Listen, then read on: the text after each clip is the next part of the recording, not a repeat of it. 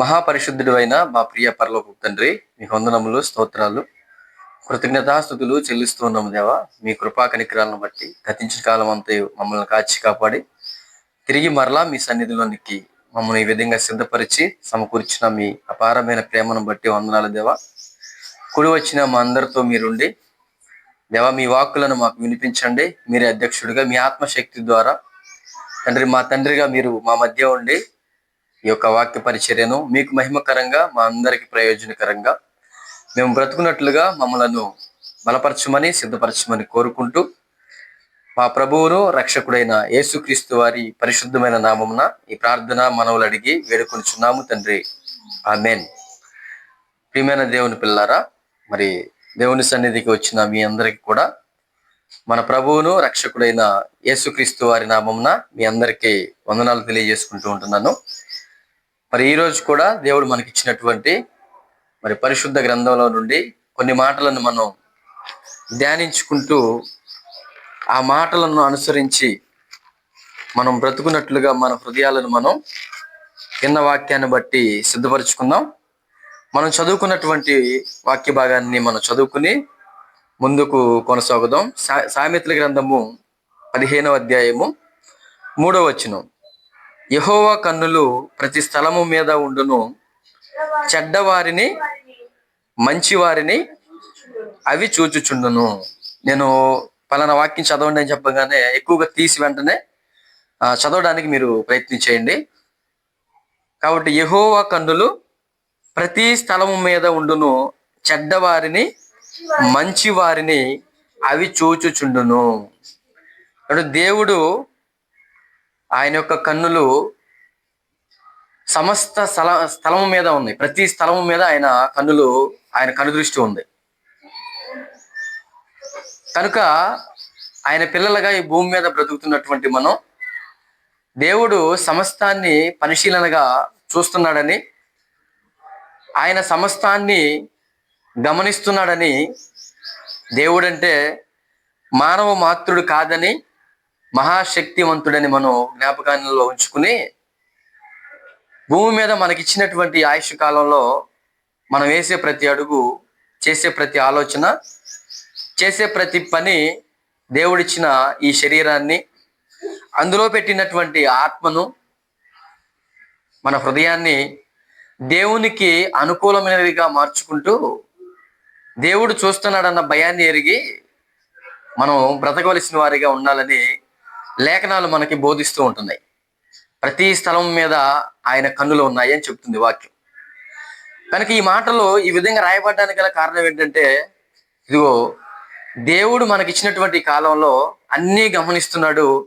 నువ్వు చాలా చక్కగా ఆయన దృష్టిలో బ్రతకవలసినటువంటి వారంగా మనం ఉన్నామని వాక్యం మనకి జ్ఞాపకం చేస్తూ ఉంది. ఇంకా 11వ వచనంలో కూడా చూడగలిగితే 15వ అధ్యాయంలోని ఇదే 15వ అధ్యాయం 11వ వచనంలో, పాతాళమును అగాధ కోపమును యెహోవాకు కనబడుచున్నవి, నరుల హృదయములు మరి తేటగా ఆయనకు కనబడును కదా. అంటే పాతాళం, అగాధ కోపము కూడా ఆయనకు ఎలా ఉంది అంట, కనబడుతున్నాయి. పాతాళం అంటే మరొక లోకం. అది ఏమిటి? అగాధ కోపం అంటే మరొక లోకానికి సంబంధించినది, అంతే కదా. ధనవంతుడు లాజరు చనిపోయినప్పుడు మీకు మా దగ్గర మీరు కానీ మీ దగ్గరికి మేము కానీ దాటకుండడానికి మధ్యలో మహా అగాధం ఉంచబడి ఉంది అని మనం అక్కడ చదువుకుంటాం. అంటే మరొక లోకానికి సంబంధించినవి కూడా దేవునికి కనబడుతున్నాయి. కాబట్టి నరుల హృదయములు మరి తేటగా ఆయనకు కనబడును కదా అంటున్నాడు. అంటే లోకాన్ని దాటిన తర్వాత మరొక లోకంలో ఏముందో చూడగలిగినటువంటి శక్తి కలిగిన వాడు దేవుడు. అంటే ఆయన ఇచ్చినటువంటి జీవితంలో ఆయన కలగజేసినటువంటి ఈ శరీరం, అందులో ఉన్నటువంటి ఆత్మ, అవి చేసేటటువంటి ఆలోచనలు, అవి కలిగి ఉన్నటువంటి కార్యక్రమాలు, క్రియలు దేవునికి తెలియదంటారా అని లేఖనాలు మనకి బోధిస్తూ ఉంటుంది. కాబట్టి ఎన్నో విధాలుగా దేవుడు ఆయన మాటలను మనకు తెలియబరుస్తూ, నేను మీకు సమీపంగా ఉన్నాను, మీకు చాలా దగ్గరగా ఉన్నాను, మీరు నా నుండి తప్పించుకోలేరు, మీరు చేస్తున్న ప్రతి కార్యం మరుగు చేయబడింది, మనుషులకు తెలియట్లేదని ఒకవేళ మీరు అనుకుంటున్నారేమో, పరమదేవుడిగా ఉన్నటువంటి ఆ శక్తివంతుడిగా ఉన్నటువంటి నాకు మాత్రం ఏది కూడా మరుగు చేయబడి ఉండదు. అంటే దేవుడు అని అనగానే మనకు అర్థం అవ్వాల్సిన విషయం ఏంటంటే ఆయన సమస్తమును ఆవరించి ఉన్నవాడు. ఇర్మీయా గ్రంథము 23వ అధ్యాయము 23వ వచనం చదవండి. నేను సమీపమున నుండి దేవుడను మాత్రమేనా, దూరమున నుండి దేవుడను కానా అంటున్నాడు. అంటే చాలా మంది ఏమనుకుంటున్నారంటే, ఏదోనండి కొంతవరకు అవగాహన చేసుకోగలడు, కొంతవరకు తెలుసుకోగలడు, కొన్ని గమనించగలడు, కొన్ని విషయాల్లో మనం ఆయనకి ఆ దోషులుగా కనబడతాం. అది కనబడితే ఆయనకి ఒకవేళ సమీపంగా ఆయన వచ్చి మనల్ని గమనిస్తే అనని సమాజం ఆలోచిస్తున్నటువంటి, ప్రజలు ఆలోచిస్తున్నటువంటి ఆలోచనలు ఎరిగినటువంటి దేవుడు, నేను సమీపమును నుండి దేవుడను మాత్రమేనా, దూరమును నుండి దేవుడను కానా అని చెప్తూ యెహోవా సెలవిచ్చిన మాట ఏదనగా, నాకు కనబడకుండా రహస్య స్థలములలో దాగగలవాడెవడైనా కలడా, నేను భూమి ఆకాశములు ఎందంతటా ఉన్నవాడను కానా, ఇదే యెహోవా వాక్కు. అంటే ఆయనకు కనబడకుండా రహస్య స్థలములలో దాగగలిగిన వాడు ఎవడూ లేడు. భూమి ఆకాశములు ఎందంతటా, అంటే ప్రతి చోట నేను ఉన్నాను.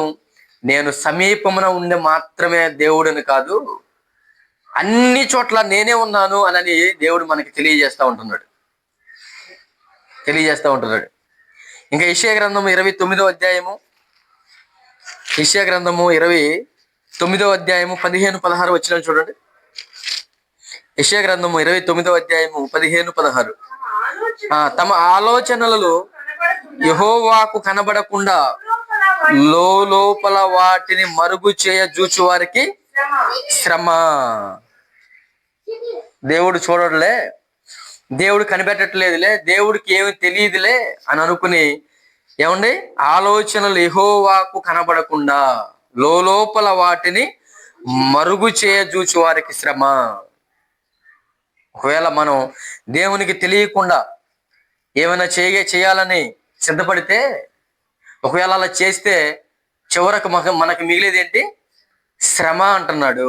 ఎందుకంటే ఆయనకి తెలియకుండా ఏది లేదు.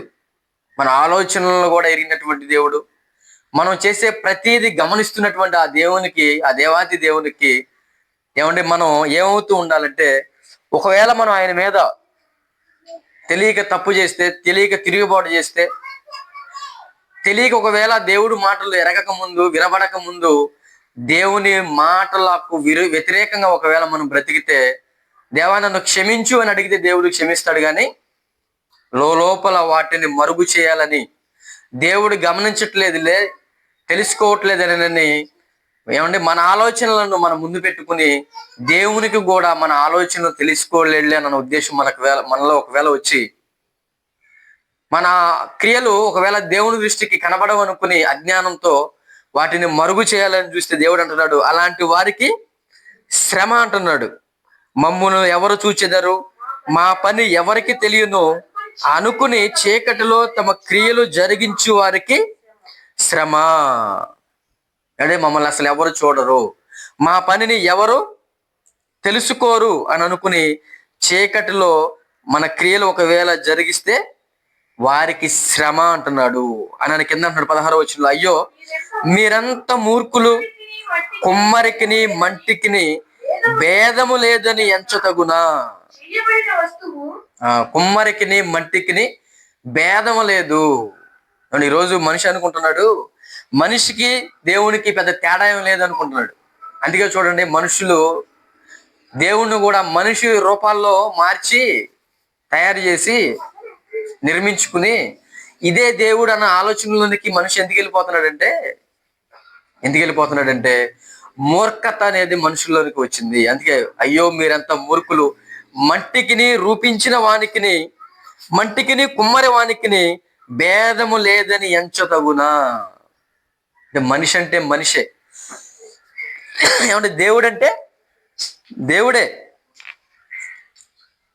దేవుడు ఎంత శక్తి సంపన్నుడో మనిషికి దేవుడు ఇస్తే ఆ శక్తి, ఈరోజు మనిషి ఏదో కొంతకాలం శక్తి కలిగిన వాడుగా, జీవం కలిగిన వాడుగా కొన్ని సంవత్సరాలు ఈ భూమి మీద బ్రతికి తర్వాత మరణం పేరుతో మట్టిలోనికి వెళ్ళిపోవలసినటువంటి మనిషి దేవునితో నేను సమానుణ్ణి అనుకుంటూ దేవుడు కూడా నన్ను గమనించట్లేదు, అసలు దేవుడు కూడా లేడు అని బ్రతుకుతున్న మనుషులను కూడా ఈరోజు ప్రపంచంలో మనం చూస్తూ ఉంటాం.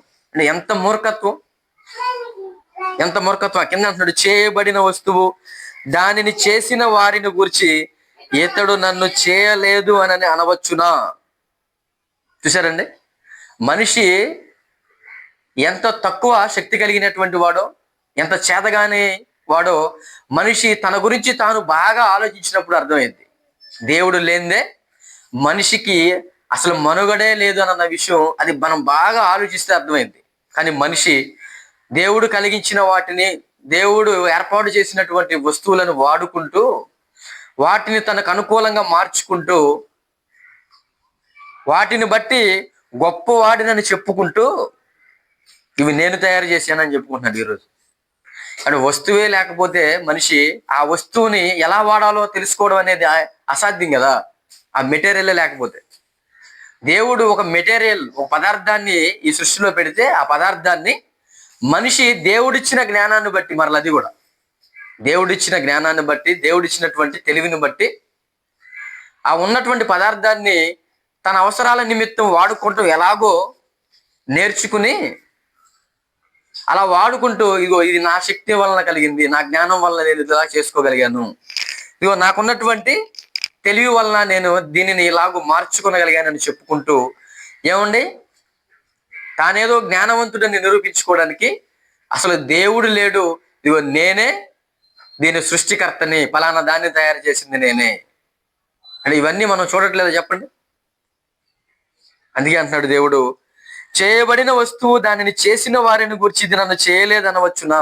ఈ భూమి మీద ఉన్న ప్రతిది కూడా దేవుడు కలిగించినది, మనతో సహా. అలాగ మనతో సహా దేవుని ద్వారా నిర్మించబడినటువంటి మనము అసలు దేవుడు లేడు అని అంటున్నామంటే మనం ఎంత మూర్ఖులము.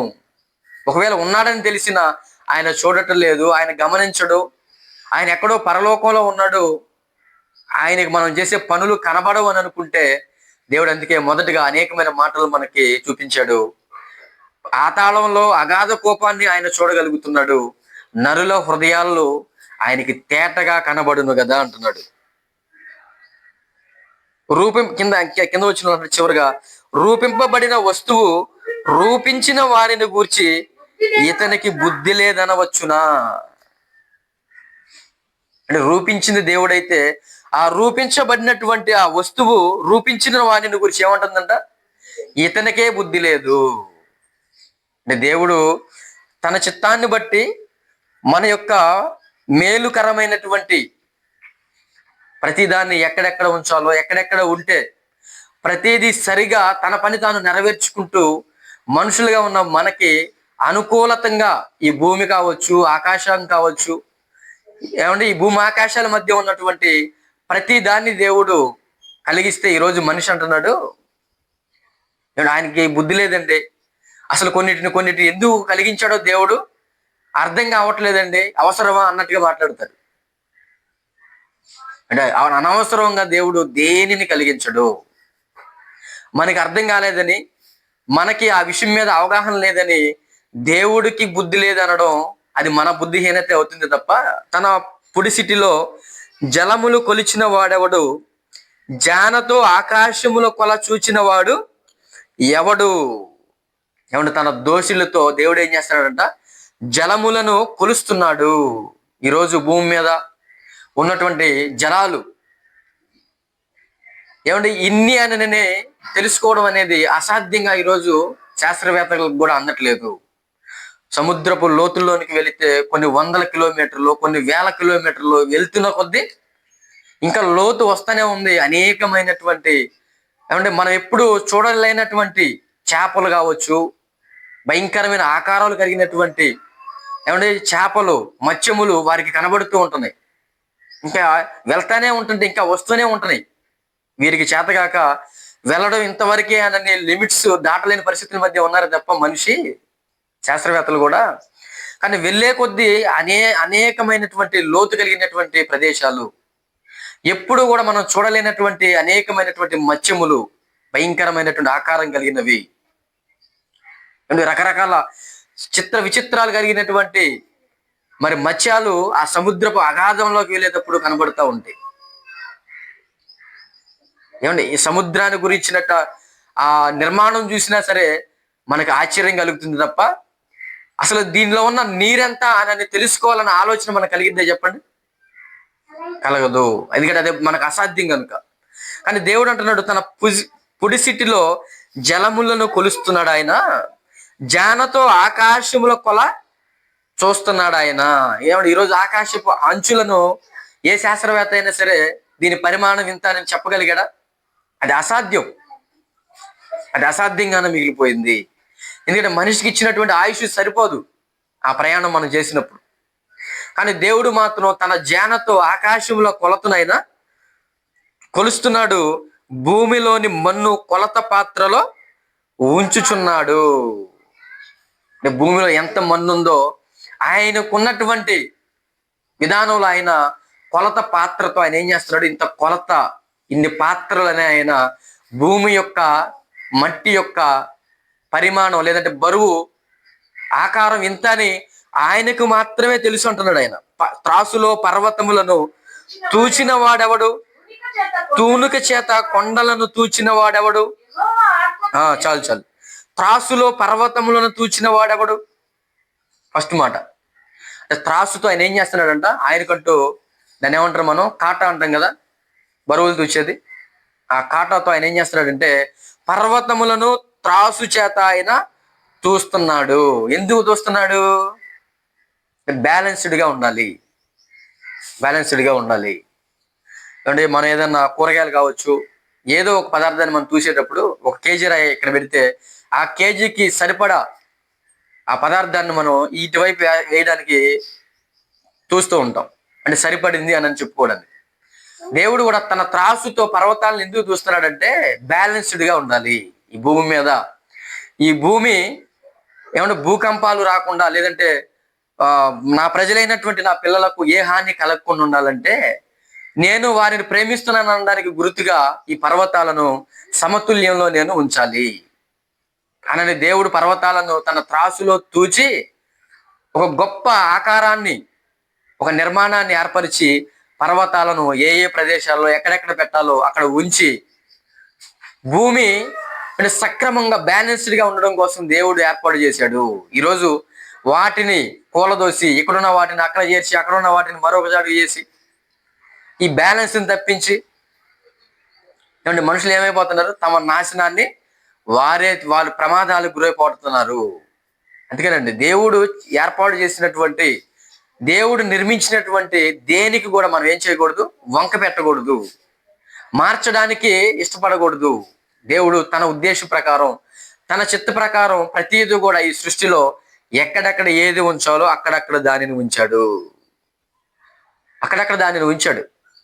అంటే ఇవన్నీ కూడా మనం ఎందుకు చదువుకుంటున్నాం అంటే దేవుడు ఈ ప్రకృతిలో కావచ్చు, ఏమంటే ఈ భూమి మీద ఆకాశంలో ఉన్నటువంటి ఆకాశ సమూహాలుగా పిలువబడుతున్న గ్రహాలు కావచ్చు, నక్షత్రాలు కావచ్చు, సూర్యుడు చంద్రుడు కావచ్చు, వీటన్నిటినీ ఒక క్రమ ప్రకారంగా ఒక కొలతలతో తన చిత్త ప్రకారంగా మనకు మేలుకరంగా ఉండేటట్టుగా దేవుడు ఏర్పాటు చేశాడు. ఏర్పాటు చేసి వాటన్నిటిని ఆయన నడిపించడానికి ఒక క్రమాన్ని పెట్టాడు. ఈరోజు మనుషులుగా ఉన్న మనకు కూడా ఒక క్రమాన్ని నియమించాడు. ఆ క్రమం ప్రకారంగా మీరు నడవండి, క్రమం ప్రకారంగా మీరు నడవండి. అంటే ఈ ప్రకృతి అంతా కూడా ఎవరి వైపు చూస్తున్నాయని బైబిల్లో ఉంది.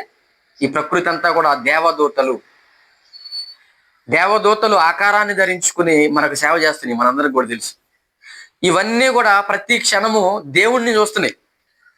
ఎవరెవరికి ఏ ఆపదల్లో, ఏ కష్టాలలో ఎవరెవరికి సహాయం కావాలో ఆయన వెంటనే ఎప్పుడైతే చెప్తున్నాడో ఈ ప్రకృతికి, వెంటనే ఇవన్నీ కూడా అలర్ట్ అయిపోయి వాటి పనిని అవి చేసుకుంటూ దైవ చిత్తానుసారంగా దేవుడు మమ్మల్ని గమనిస్తున్నాడని వాటికి తెలుసు కనుక ఇవి దేవుని వైపు చూస్తూ దేవుని ఆజ్ఞలు ఏమై ఉన్నాయో అని వాటిని గమనించుకుంటూ ఈ ప్రకృతి అంతా కూడా దైవ చిత్తాన్ని నెరవేర్చడం కోసం అడుగులు వేస్తున్నట్టుగా మనం చూస్తూ ఉంటాం.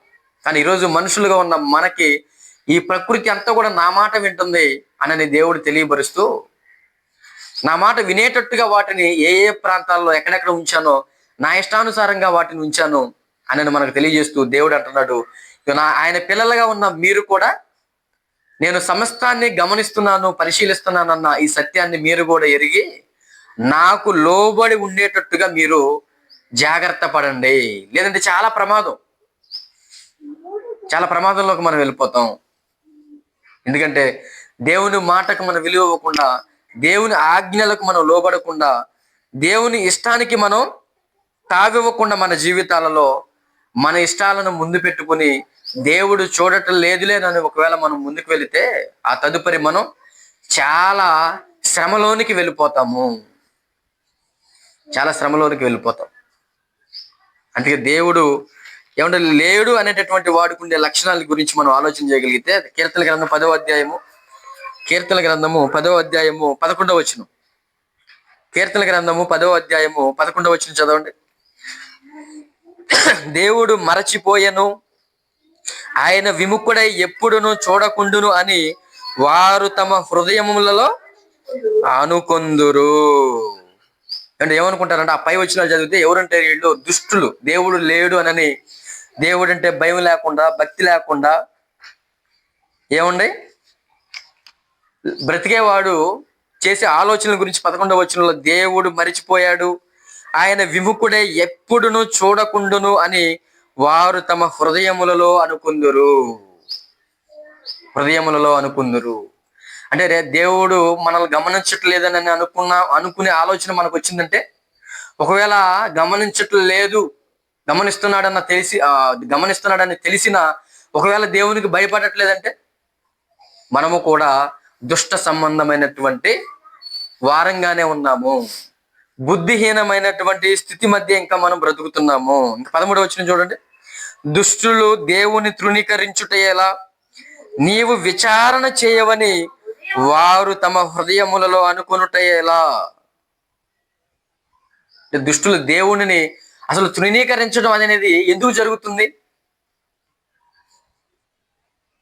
చేసినటువంటి తప్పిదాలను బట్టి, నడిచినటువంటి విధానాలను బట్టి, దేవా నన్ను క్షమించు, నన్ను సరిదిద్దు, నేను పాపినని దుష్టులుగా ఉన్నటువంటి వారు,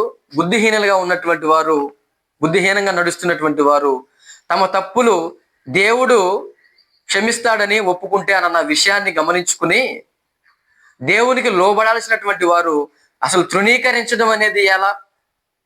తమ హృదయములలో అనుకొనుట ఎలా? విచారణ చేయవని, దేవుడు విచారణ చేయడని తమ హృదయములలో అనుకొనుట ఎలా? ఈ ఆలోచనలు అసలు వాళ్ళకి ఎందుకు వస్తున్నాయి? ఎందుకు వాళ్ళు ఇంకా ఆ భయం అనేది కలగట్లేదు? నువ్వంటే గజగజ వనకాల్సినటువంటి పాపం చేసినటువంటి వారిగా ఉన్నటువంటి వారు మరలా వాటినే ఎందుకు రిపీట్ చేస్తున్నారు? ఇందులో మనం చదువుకున్నట్టుగా అంటే మూర్ఖులుగా అయిపోయారు, తెలివి లేని వారిగా అయిపోయారు. దేవుడు అంటే ఎంత శక్తి సామర్థ్యం కలిగిన వాడో ఆలోచన అంచనా వేయలేనటువంటి పరిస్థితుల మధ్య అజ్ఞానంలో బ్రతుకుతున్నారు కనుక ఇంకనూ ఆయన మీద తిరుగుబాటు చేస్తున్నారు. ఈరోజు మనం దేవుడికున్న శక్తి, ఆయన ఎలాంటి వాడో మనం అర్థం చేసుకుంటే మనమైనా సరే ఆయనకి లోబడేటట్టుగా, ఆయనకి విధేయత కలిగి బ్రతికేటట్టుగా మనం ఏమవుతూ ఉండాలి? సిద్ధపడాలి. ఇంకా కీర్తన గ్రంథంలోనే 19వ కీర్తన 12వ వచనం చూడండి. 19వ కీర్తన 12వ వచనం. తన పొరపాటులు కనుగొనగలవాడు ఎవడు? నేను రహస్యముగా చేసిన తప్పులు క్షమించి నన్ను నిర్దోషినిగా తీర్చుము. దావీదు గారు అంటున్నారు, నాలో పొరపాటు ఉంది, నేను ఇంకా దేవునికి అవిధేయుడిగా బ్రతుకుతున్నానని మనిషి తన పొరపాట్లను తాను కనుగొనలేడంట. ఎందుకు కనుగొనలేడంటే, లోకం అనే భ్రమలో బ్రతుకుతూ లోకం అనే మనుషులతో సహవాసం చేస్తూ దేవుని ఆజ్ఞలను ఏమి చెప్తున్నాయో, ఏమి బోధిస్తున్నాయో అన్న వాటి మీద దృష్టి పెట్టలేని మనసు పెట్టలేని మనిషి నేను తప్పు మార్గంలో వెళ్తున్నానన్న ఆలోచన అనేది తన కళ్ళ ముందుకు తీసుకుని రాలేడు. అందుకని దావీదు గారు ముందుగానే ఏమంటున్నాడంటే, ముందుగానే ఏమంటున్నాడంటే, నేను రహస్యముగా చేసిన తప్పులు క్షమించి నన్ను నిర్దోషినిగా తీర్చుము. నా దృష్టికి నేను నడిచే మార్గం నీతి కలిగినదిగా, జీవ మార్గంగా కనబడిద్ది. నేను ఎంత భక్తుడిగా ఉన్నప్పటికీ కూడా నేను రహస్యముగా జరిగించినటువంటి పాపాలు కొన్ని ఉంటాయి. అవి నీకు మాత్రమే తెలుస్తాయి. అవి నువ్వు మాత్రమే నిర్ధారించగలవు పాపమని. కాబట్టి నేను రహస్యంగా చేసినటువంటి నా పాపాలను నువ్వు క్షమించి నన్ను నిర్దోషిగా తీర్చుము. అంటే దేవుడు మనల్ని నిర్దోషిగా తీర్చాలి. అంటే చాలా మంది ఏం చేస్తూ ఉంటారంటే, మనుషులు ఎదుట నిర్దోషి అనిపించుకోవడానికి కొన్ని నీతి క్రియలు ఆ సమయానికి అన్నట్టుగా చేయడం పనులు ఇలా చేస్తూ ఉంటారు చాలా మంది. అంటే దావీదు అప్పటికే భక్తుడు కదా, భక్తుడైనప్పటికీ కూడా నేను రహస్యంగా చేసిన పాపాలు క్షమించి నన్ను నిర్దోషిగా నీవు తీర్చానని దేవునికి ఎందుకు మొరపెట్టుకుంటున్నాడంటే, దేవుని చేత నిర్దోషి అని ఎంచబడేవాడు ధన్యుడిగా ఉంటాడు. మనుషుల చేత నిర్దోషి, మనుషుల చేత ఏదో పరిశుద్ధుడు అనిపించుకునేవాడు ఆ తర్వాత ఒకవేళ దేవునికి ఇష్టం లేని జీవితం ఒకవేళ ఆయనలో ఉండిద్దాము. కాబట్టి ఈ రెండిట్లో మనం దేవుని చేత నిర్దోషిగా పిలువబడాలి. దేవుడు నన్ను నిర్దోషి అనాలేనంటే నేను రహస్యముగా చేసినటువంటి కొన్ని పాపాలు ఉంటాయి. ఆ పాపాలను నువ్వు క్షమించి నన్ను నిర్దోషిగా తీర్చు. ఏమంటే ఈ లోకం అంతా కూడా పాపంలో పడి ఉన్నదని మనం ఎరుగుదుమని అంటాడు. మనం అంతకుముందు యోహాను గారు రాసిన మొదటి పత్రిక 5వ అధ్యాయము 19వ వచనం అనుకుంటా, ఇవ లోకం అంతయో దుష్టుని యందు పడి ఉన్నది. సత్యవంతుడిని మనం ఎరగాలని, సత్యవంతుడైనటువంటి దేవుడిని ఎరగాలని మనము ఆ యేసుక్రీస్తు ద్వారా ఆయనను చేరాము అని అన్న మాటలు అక్కడ కనబడతా ఉంటాయి.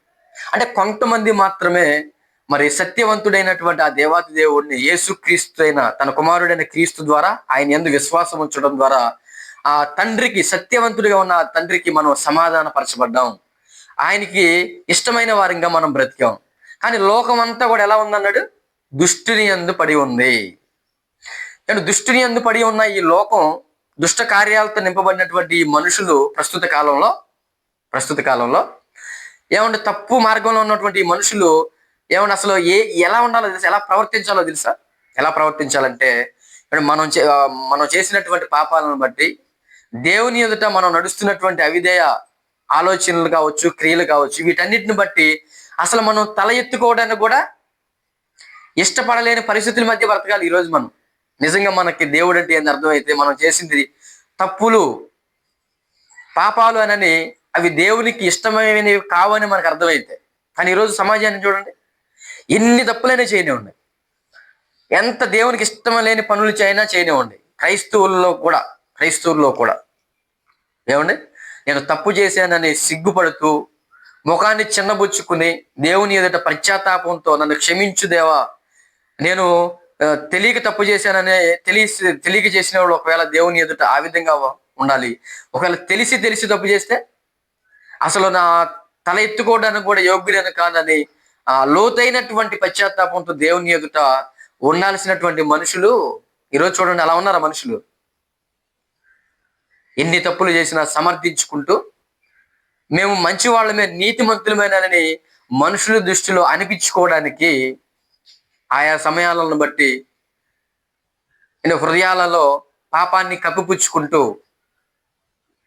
ఇంకను వేషధారులుగా మనుషులు బ్రతుకుతున్నారంటే, దేవుని మాటలు భక్తి సంబంధమైనటువంటి భక్తుల ద్వారా మనకు వినిపించేటటువంటి, తెలియజేస్తున్నటువంటి ఆ దైవ గ్రంథంలో ఉన్నటువంటి మాటలు మనకి ఇంకనూ అర్థం కాలేదు. కానీ దావీదు గారు ఏమంటారు తెలుసా? కీర్తన గ్రంథం 40వ అధ్యాయము 12వ వచనం చూడండి. కీర్తన గ్రంథము 40వ అధ్యాయము 12వ వచనం, లెక్కలేని అపాయములు నన్ను చుట్టుకుని ఉన్నవి, నా దోషములు నన్ను తరిమి పట్టుకొనగా నేను తల ఎత్తి చూడలేకపోతిని. లెక్కకు అవి నా తల వెంట్రుకలను మించి ఉన్నవి, నా హృదయము అధైర్యపడి ఉన్నది. లెక్కలేనన్ని అపాయాలు నన్ను చుట్టుకుని ఉన్నవి అని చెప్తూ ఆయన అంటున్నాడు, నా దోషములు నన్ను తరిమి పట్టుకునగా నేను తల ఎత్తి చూడలేకపోతిని. అంటే మన దోషాలు మనలను తరుముతూ ఉంటే, మనల్ని శ్రమల పాలు చేస్తూ ఉంటే, మనకు ఎదురయ్యేటటువంటి ఆ శ్రమలలో, ఇబ్బందులలో, కష్టాలలో, నష్టాలలో ఏమంటే మనము ఏముందలని విదిలించుకుని మనుషుల ఎదుట ఆ నీతిమంతులు అనిపించుకోవడం బ్రతికితే అది తాత్కాలికమైనటువంటి విధానమే గాని, అది ఈ విధానాన్ని మనం పక్కన పెట్టి ఆ వస్తున్నటువంటి మనం చేసిన తప్పిదాలను బట్టి మనకు ఎదురవుతున్న ఆ కష్టాలలో దేవుని పాదాలను మనం పట్టుకుని క్షమించమని అడిగి, నేను చేసిన ఈ దోషాలను బట్టి తల ఎత్తుకోలేని పరిస్థితి నాది అని మనం గమనించుకుని మన జీవితాలలో భక్తుల వలె మనం దేవుని ఎదుట బ్రతకగలిగితే ఏమంటే దావీదు గారిని దేవుడు ఎలాగైతే క్షమించి నా ఇష్టానుసారుడైనటువంటి మనుషుడు, నా ఉద్దేశములన్నీ నెరవేర్చాడని ఆయన గురించి సాక్ష్యమించాడో. ఎందుకంటే ఏ మనిషి కూడా ఏమంటే పాపం చేయకుండా పరిశుద్ధుడిగా ఉన్నవాడు ఎవరు ఉండరు. వాక్యం ఏమవుతుంది, ఏమంటే నీతిమంతుడు లేడు, ఒక్కడో లేడు, అందరూ దారి తొలగిపోయి ఉన్నారు అందరూ. కానీ ఇక్కడ జరగాల్సింది ఏంటంటే, మనం చేసినటువంటి పాపాలను బట్టి, మనం నడుస్తున్నటువంటి దైవ వ్యతిరేకమైన విధానాలలో నుంచి మనం బయటికి వచ్చి రావాలనంటే, మనము పాపులమని గ్రహించి పాపాలు క్షమించగలిగే ఆ దేవుని వైపు మన హృదయాలను ఎత్తుకుని, మన మనస్సు నిలుపుకొని, మనలను క్షమించమని ఆయన ఎదుట మనం అడిగితే దావీదు గారి వలె మనము ఆ దేవుని ఎదుట మన హృదయము దోషారోపణ చేయనిదే ఉంటూ, ఆయన ప్రత్యక్షమైనప్పుడు క్రీస్తు ఆయనని ఎదుర్కోవడానికి మనము ధైర్యమైనటువంటి హృదయాలతో ఆయన ఎదుర్కోవడానికి సిద్ధపడతాం. తెలుసుకుంటాను, నా కన్నులు ప్రతి స్థలాన్ని చూడగలుగుతాయి అని ఆయన గురించి ఆయన శక్తి సామర్థ్యాల గురించి మాట్లాడుతున్నప్పుడు ముందుగానే మనం ఏమవుతూ ఉండాలి, మన ప్రార్థనలో మనం ఒకటే అలవాటు చేసుకోవాలి. అట్టని చెప్పేసి ప్రతిరోజు పాపం చేసి క్షమించమని అడగమని నా ఉద్దేశం కాదు. ఒకవేళ మన అవిధేయత స్థితిలో ఉంటే, దేవా నేను పాపిని, నన్ను కరుణించు, నన్ను క్షమించు, నన్ను చేర్చుకో, నేను యోగ్యుడని కాను, నేను చేసిన పాపాలను బట్టి తల ఎత్తుకోలేని నీ ఎదుట వ్యక్తిగా నేను ఉన్నాను. అవి లెక్క చూడాలనుకుంటే తల వెంట్రుకల కంటే మించి ఉన్నవి నా తల వెంట్రుకల కంటే. దీనిని బట్టి నా హృదయం అధైర్యపడి ఉన్నది. నీ ఎదుట నేను ధైర్యం కలిగి, పరిశుద్ధుడుగా ఉన్నటువంటి వారే కదా, బ్రతికేటటువంటి వారే కదా ఆయన ఎదుట ధైర్యంగా ఉండేది. కాబట్టి అలాంటి ధైర్యం పాపాన్ని విడిచిపెట్టి పరిశుద్ధుడిగా మార్చగలిగే నిన్ను ఆశ్రయించి నీ ఎదుట నేను పిరిగివాడుగా కాకుండా ఆదాము అవ్వల వల్ల ఏం చేస్తారు, దేవుడు ఆ తోట మధ్యకి వచ్చినప్పుడు ఎప్పుడైతే చేయొద్దన్న పని చేశారో, ఆజ్ఞను అతిక్రమించారో, ఆ ఆజ్ఞ అతిక్రమంగా ఉన్నటువంటి ఆ పాపాన్ని వారు చేశారో, వెంటనే వాళ్ళకి ఏమొచ్చిందంటే పిరికితనం వచ్చింది. దాగుకుంటారు. ఆదాము ఆదాము అని పిలిస్తే వాళ్ళు వెళ్ళి చెట్లు చాటును దాగుకున్నట్టుగా క్రీస్తు ప్రత్యక్షమైనప్పుడు మనము కూడా ఏమండి ఆయనతో పాటు పరలోకం వెళ్ళవలసినటువంటి ప్రయాణంలో ఉన్నటువంటి మనం, కొంతమంది ఏమంటారంట ప్రభు ప్రత్యక్షమైనప్పుడు, ప్రకటన గ్రంథంలో ఆ మాట చూద్దాం. 6వ అధ్యాయంలో, ప్రకటన గ్రంథం 6వ అధ్యాయము. ఇప్పుడు సిద్ధపడి ఉన్నవారైతే పాపాలను క్షమించే దేవుడు ఉన్నాడని తెలుసుకుని ఆ పాపాలను విడిచిపెట్టి ధైర్యవంతులుగా వాళ్ళ హృదయంలో ధైర్యాన్ని నింపుకుని, పరిశుద్ధమైన హృదయం ధైర్యాన్ని ఇస్తుందని తెలుసుకుని ఆ విధంగా ధైర్యంతో వాళ్ళు ఉంటారు. కానీ పాపంలో ఉన్నటువంటి వారు, ఇంకా సిద్ధపడినటువంటి వారు ఎలా ఉంటారో 6వ అధ్యాయము 13వ వచనం నుండి 12వ వచనం నుండి చదువుకుందాం. ఆయన 6వ ముద్రను విప్పినప్పుడు నేను చూడగా పెద్ద భూకంపం కలిగెను. సూర్యుడు కంబళి వలె నలుపాయను, చంద్రబింబమంతయు వర్ణమాయను. పెద్ద గాలి చేత ఊగులాడు అంజూరపు చెట్టు నుండి అకాలపు కాయలు రాలినట్టు ఆకాశ నక్షత్రములు భూమి మీద రాలెను.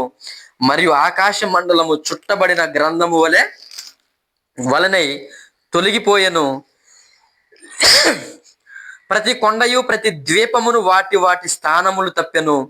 భూరాజులు, గనులు, సహస్రాధిపతులను, ధనికులను, బలిష్ఠులను, ప్రతి దాసుడును, ప్రతి స్వతంత్రుడును కొండ గుహలలోను బండ సందులలోను దాగుకొని సింహ సింహాసనాసీనుడై ఉన్న వాని యొక్కయు గొర్రె పిల్ల యొక్కయు ఉగ్రత మహాదినము వచ్చెను.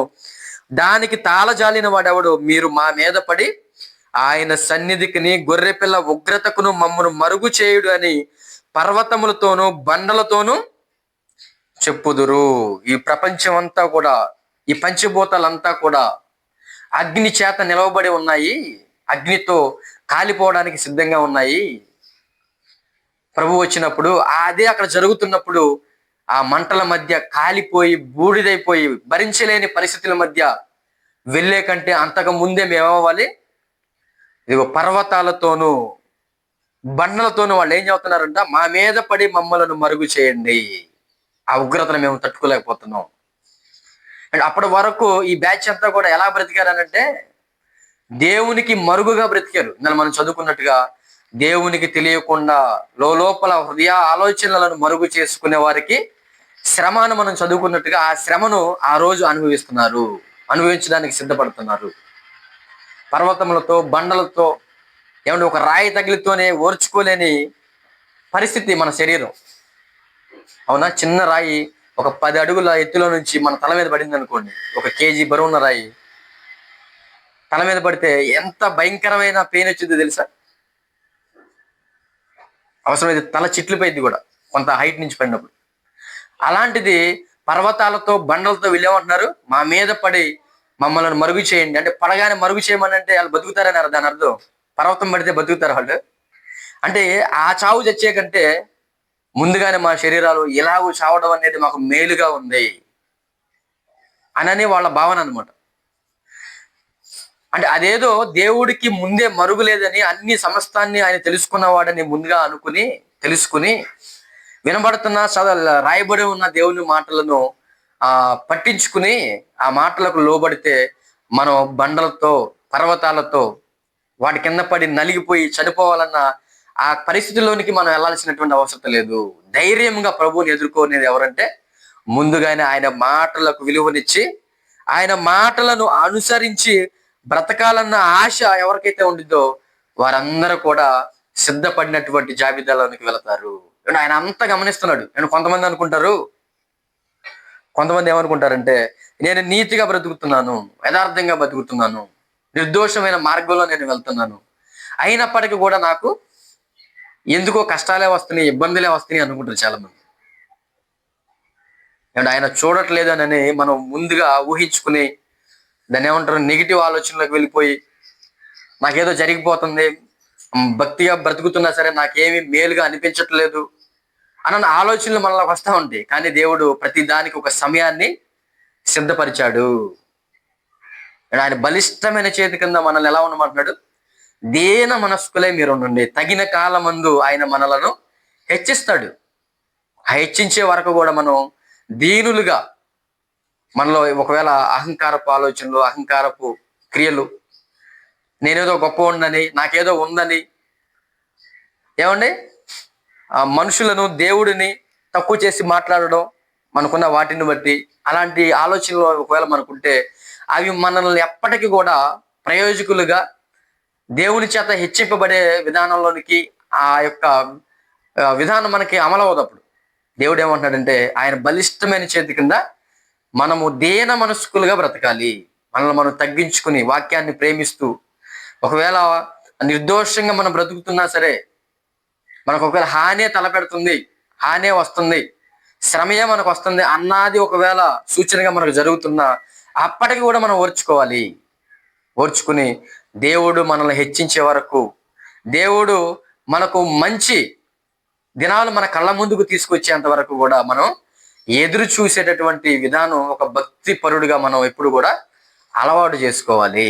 అందుకే యోబు గారు అంటాడు, తప్పు చేసిన వాడిని శిక్షించడం కోసం మాత్రమే దేవుని కన్నులు చూడడం కాదు, మేలు చేసే వారిని శ్రమ అయినా, హింస అయినా, బాధ అయినా, కష్టమైనా, లేమి అయినా సరే నిగ్రహించుకుని సహనం కలిగి వాక్యాన్ని ప్రేమిస్తూ లోకంలో అందరితో పాటు ఒకడిని నేను అన్నట్టుగా బ్రతకకుండా నీతి నిమిత్తము ఆకలి దప్పులు గలవారు ధన్యులు అని ప్రభు చేత చెప్పబడినట్టుగా అలాగూ బ్రతకడం అనేది ఒకవేళ మనం అలవాటు చేసుకుంటే అది నిర్దోషమైన మార్గం అయితే ఆ నిర్దోషంగా మార్గంలో నడిచే వారిని కూడా దేవుడు చూస్తే, కీర్తనల గ్రంథము 37:18, నిర్దోషుల చర్యలను యెహోవా గుర్తించుచున్నాడు, వారి స్వాస్యము సదాకాలము నిలుచును. నిర్దోషుల చర్యలను దేవుడు ఏం చేస్తున్నాడు? గుర్తించుచున్నాడు. ఇదిగో నిర్దోషంగా బ్రతికే ఆ కార్యక్రమాలు, ఆ పనులు ఏవైతే మనం చేస్తున్నామో, అలా ఎలాగైతే మనం బ్రతుకుతున్నామో ఆ చర్యలను దేవుడు ఏం చేస్తున్నాడు అంటే గుర్తించుచున్నాడు. దేవుడు ఐడెంటిఫికేషన్ చేస్తున్నాడు, మనకు గుర్తింపు కార్డు ఇచ్చాడు, ఆయన లెక్కల్లో మనల్ని చేర్చుకున్నాడు. పాపం చేసిన వాడిని శిక్షించడం కోసం తన డైరీలు ఎలాగైతే రాసుకుంటున్నాడో, మేలు చేయడానికి మనం సిద్ధపడి కష్టమైన ఇబ్బంది అయినా ఏమంటే సహించుకుంటూ నిర్దోషమైన మార్గంలో నడవడం కోసం మనం ఎప్పుడైతే సిద్ధపడుతున్నామో, అలాంటి చర్యలు కలిగి మనం బ్రతుకుతున్నామో, అలాంటి పనులు కలిగి మనం బ్రతుకుతున్నామో, వారిని కూడా దేవుడు ఏం చేస్తున్నాడు? గుర్తించుచున్నాడు. వారి స్వాస్యము సదాకాలము నిలుచును. మనకి ఇవ్వబోయేటటువంటి ఆ బహుమానం, ఆ సంపద, ఆ స్వాస్యం ఏదైతే ఉందో అది ఏమంటే కొంతకాలం ఉండి వెళ్ళిపోయేది కాదు. వాక్యానికి విరుద్ధంగా బ్రతికేవాడు, ఏమంటే దోషభరితమైన మార్గంలో బ్రతికేవాడి చర్యలు ఎలా ఉంటాయంటే తాత్కాలికంగా కొన్ని ఆనందాలు కలిగిస్తూ ఉంటాయి వారికి బ్రతుకుతున్న కొన్ని దినాలు. కానీ సదాకాలం పొందుకోబోయే స్వాస్థ్యానికి మాత్రం అలాంటి వాడు అర్హుడుగా ఎంచబడ్డు. అని ఎవడు సదాకాలము స్వాస్థ్యం పొందడానికి అర్హుడనంటే, ఏమైనా నిర్దోషమైన చర్యలు కలిగి ఎవరైతే బ్రతుకుతాడో అలాంటి వాడు సదాకాలము, వారి కుటుంబము, వారి స్వాస్థ్యము సదాకాలము నిలుచును. అని దీనికోసం మనం ప్రయాసపడాలి, దీనికోసం మనం ఎదురు చూడాలి, దీనికోసం మనం నిరీక్షించాలి, అంతే కదా. మనం ఎప్పుడు తాత్కాలికమైన వాటిని కళ్ళ ముందు పెట్టుకుని తాత్కాలికమైన వాటిని పొందుకుని ఇది సంతోషం అనుకుంటే మనంత అజ్ఞాని మరొకడు లేడు. మనం ఏది చేసినా, మనకి ఏది ఉన్నా ఒక శాశ్వతమైన బహుమానం, ఒక శాశ్వతమైన స్వాస్యం సదాకాలం మనకు పొందుకునేటటువంటి అవకాశం కలిగి జీవించడం కోసం మనము మనకున్నవి వాడబడడానికి మనం ఎప్పుడు కూడా ఈ భూమి మీద సిద్ధపడుతూ ఉండాలి. భక్తులైనటువంటి వారు చనిపోయే ముందు, పాత నిబంధన కాలంలో అయితే దావీదు గారిని తీసుకుందాం. చనిపోయే ముందు కొన్ని వందల మణుగుల బంగారం, కొన్ని వేల మణుగుల వెండి, ఎన్నో సిరి సంపదలు ఆయన తన కష్టార్జితంలో యుద్ధాలు చేసి కావచ్చు సంపాదించి ఆయన మరణిస్తాడు. మరణించక ముందు సంపద ఉంది. అది ఎందుకయ్యానంటే, అయ్యా సొలొమోను లేకపోతే మిగతా ఎంతమంది కొడుకులు ఉన్నారో వాళ్ళు మీరందరూ పంచుకు తినండ్రా అని చెప్పడం కోసం కాదు, సంకేతానికి కాదు, గుర్తు కోసం కాదు ఆయన సంపాదించింది. ఆయన దేవుని పట్ల ఒక మంచి ఆలోచన కలిగిన వాడిగా ఉన్నాడు. ఏంటంటే, ఇదిగో నేను మరణించిన తర్వాత నా కుమారుని ద్వారా, సొలొమోను ద్వారా మందిరాన్ని కట్టించాలనే దేవుని యొక్క ఉద్దేశం అయితే దానికి కావలసిన సామాగ్రి అంతా కూడా నేను సమకూర్చాలి అని ఇదే ఆలోచన. ఏ భక్తుల్లో చూసినా సరే ఆ ఆలోచన తప్ప, అంటే నా కుటుంబం పోషింపబడాలి, నా కుటుంబం జలసాలుగా బ్రతకాలి, నా కుటుంబం కొదువు లేనిదిగా ఉండాలి. వాళ్ళకి ఒకటి తెలుసు, ఏంటంటే దేవునితో నా కుటుంబం నేను ఎప్పుడైతే కనెక్ట్ అయి ఉంటామో దేవుడు అన్ని విషయాలలో ఆయన సహాయాన్ని అనుగ్రహిస్తాడు. ఆహారం కంటే దేవుడిచ్చే ఆజ్ఞ గొప్పది. ఆయన ఆజ్ఞ ప్రకారం మనం బ్రతికితే ఆటోమేటిక్గా దేవుడు మన అవసరాలను ఆయన తీరుస్తూనే ఉంటాడు. ఇది అనుభవపూర్వకంగా తెలుసుకున్నటువంటి భక్తులు వారి జీవితాలలో ఎన్ని ఉన్నా, ఏది దేవుడు వారికి అనుగ్రహించినా అది గొప్పదిగా వారి హృదయాలను ఎప్పుడో కూడా తలచుకోలేనటువంటి పరిస్థితుల మధ్య వారు బ్రతికారు. అబ్రహాం, ఇస్సాకు, యాకోబులు చూడండి, ఏమంటే వారికి స్వాస్థ్యంగా ఒక దేశాన్ని ఇస్తే, కనాను దేశాన్ని, పరదేశంలో నుంచి వచ్చినటువంటి పరదేశులుగా ఎలాగైతే బ్రతుకుతారో, అంటే సొంత ఊరు కాకుండా, సొంత ఇల్లు కాకుండా వేరే దేశంలో నుంచి అద్దెంట్లో ఉన్న వాళ్ళు ఎలాగైతే ఉంటారో అలాగే వారి జీవితాల్లో వారికి ఇవ్వబడినటువంటి జీవిత కాలంలో డేరాలు, గుడారాలు వేసుకుని వారు బ్రతికారే తప్ప ఇక్కడే ఉండిపోతాం మేము అన్నట్టుగా వారి జీవితాల్లో మనకు కనబడరు. అందుకే దేవుడు దేనికి శిల్పియు నిర్మాణకుడై ఉన్నాడో ఆ పునాదులు కలిగిన, ఇందులో మనం చదువుకున్నట్టుగా సదాకాలము స్వాస్థ్యంగా పొందేటటువంటి, నిలిచేటటువంటి ఆ పరలోకం మీదే వారి దృష్టి తప్ప తాత్కాలికమైన వాటి మీద వారు దృష్టి పెట్టినట్టుగా మనం బైబిల్లో మనం వారి చరిత్రలో ఎక్కడ కూడా మనకు కనబడదు. ఈరోజు మన పరిస్థితి కూడా ఏమంటే సదాకాలము నిలిచేటటువంటి ఆ స్వాస్యము మనం పొందుకోవాలని మనం ఎప్పుడు కూడా మన ఆలోచనలు మన క్రియలన్నీ కూడా దేవుని ఎదుట మనం ముందుకు కొనసాగించుకుంటూ ఉండాలి. చాలా భయపడేవాళ్ళు తెలుసా, ఏదైనా ఒకటి చేయాలన్నా, లేదు ఒకటి చేయాల్సి వస్తే చేయకుండా ఉండాలన్నా, చేయకూడనిది ఒకవేళ చేయాలన్నా భక్తులైనటువంటి వారు చాలా భయపడేవాళ్ళు. అలాంటి వారిలో యోబు కూడా మనకు ప్రధానంగా ఒకరిగా కనబడుతూ ఉంటారు. యోబు గ్రంథం 31వ అధ్యాయము, యోబు గ్రంథము 31వ అధ్యాయము 4వ వచనం చూడండి. 4వ వచనం, ఆయన నా ప్రవర్తన నెరుగును కదా, నా అడుగు జాడలన్నిటినీ లెక్కించును కదా. ఈయనకి ఏమర్థమైందంటే, ఇదిగో నా ప్రవర్తన అంతా కూడా ఆయన ఎరుగుతాడు. ఎవరు? దేవుడు. నా అడుగు జాడలన్నిటిని కూడా ఆయన ఏం చేస్తాడు? లెక్కిస్తాడు. నేను వేసే ప్రతి అడుగు, నేను చేసే ప్రతి పని, ప్రవర్తన ఆయన ఎరుగుతాడు. నేనేసే ప్రతి అడుగు ఆయన లెక్కిస్తాడు. దేవుడు అంటే లెక్కలేని వాడు కాదు. ఆయన లెక్కలతో కూడినటువంటి ఆలోచన కలిగినటువంటి వారు. లెక్క లేకుండా లెక్కలేనితనంగా నేను బ్రతికితే ఒకరోజు ఆయన లెక్క అడుగుతాడు. ఆయన లెక్క అడిగినప్పుడు నా దగ్గర సమాధానం లేకపోతే నా పరిస్థితి ఏమైపోతుందో అన్న భయంతో వాళ్ళు ఏం చేసేవాళ్ళు అంటే, ముందుగానే జరగబోయే విపత్తును మనసులో పెట్టుకుని జీవిత కాలంలో వారికి ఇవ్వబడినటువంటి ఒకవేళ సమృద్ధి కలిగినటువంటి పరిస్థితి వారికి ఒకవేళ ఇచ్చాడు దేవుడు. అండ్ యోబు గారికి చాలా సర్వ సమృద్ధి ఇస్తాడు, మనందరికి కూడా తెలుసు. ఇవ్వబడినటువంటి సమృద్ధి అయిన కాలంలో ఆయన ఇష్టం వచ్చినట్టు ఏం బ్రతకల ఆయన. అండ్ ఈరోజు మనకి ఏదైనా కొంచెం ఏదైనా ఉందనుకోండి, ఎవరికి ఏం సహాయం చేయకపోగా ఎదుటి వారు మనకి తక్కువగా కనబడతా ఉంటారు, హేళన చేసి మాట్లాడుతూ ఉంటాం, తక్కువ చేసి మాట్లాడుతూ ఉంటాం. సహాయం చేయాలి, దేవుడు నాకు ఇచ్చాడు కనుక అన్న ఆలోచనలు పక్కన పెట్టి ఏమి లేని వాడిని చూసి మనం హేళన చేస్తూ ఉంటాం. కానీ యోబు గారికి ఎలాంటి మంచి గుణం ఉందంటే, దేవుడు నాకు సమృద్ధి ఇచ్చాడు, ఈ సమృద్ధిలో నా చుట్టుపక్కల ఉన్నటువంటి వారికి, లేదంటే నా ఇంట్లో ఉన్నటువంటి వారికి, నా ఇంటి దగ్గరికి వచ్చి సహాయం అడిగినటువంటి వారికి నాకున్న దాంట్లో సహాయం చేయాలి. నిజమే కదా. ఆయన యోబు గ్రంథం మనం చదివేటప్పుడు ఆయన గురించినటువంటి ఆయన విషయాలు మనం చదివేటప్పుడు ఆయన ఏ విషయంలో కూడా చెయ్యి వెనక్కి తీసుకోకుండా చెయ్యి చాచిన వాడిగానే ఆయన తన జీవితంలో ఉన్నట్టుగా మనకు కనబడతా ఉంటాడు. అందుకే 5వ వచనంలో కూడా చదవండి, అబద్ధికుడినై నేను తిరుగులాడిన ఎడల, మోసం చేయటకి నా కాలు త్వరపడిన ఎడల, నేను యథార్థవుడునై ఉన్నానని దేవుడు తెలుసుకున్నట్లు న్యాయమైన త్రాసులో ఆయన నన్ను తూచునుగాక. ఇది ఇప్పుడు నన్ను తన త్రాసులో తూచినా పర్వాలేదు అన్నట్టుగా ఆయన మాట్లాడుతున్నాడు. చూసారా? అంటే దేవుడు ఇప్పుడే ప్రత్యక్షమయ్యి నేను ఎలాగ బ్రతికానో దేవుడు ఇచ్చినటువంటి ఆ మంచి దినాలలో, ఆ సమృద్ధి అయిన దినాలలో దేవుడు నాకు కనబడి చూస్తే నాకు పర్వాలేదు అంటున్నాడు ఆయన. ఏమంటే యేసుక్రీస్తు రాకడ రేపే వచ్చింది అన్న విషయం దేవుడు మనకు తెలియపరిచాడు అనుకోండి, వస్తే రాని అని అంటాం మనం. అంత ధైర్యం మనకుందా? అంత సిద్ధపాటు మనకుందా? అంత భక్తి మనకుందా? ఏమంటే ప్రతిరోజు మనం భయంగా బ్రతకాలనుకుంటాం, బ్రతకలేం. చేయాలనుకుంటాం, చేయలేం.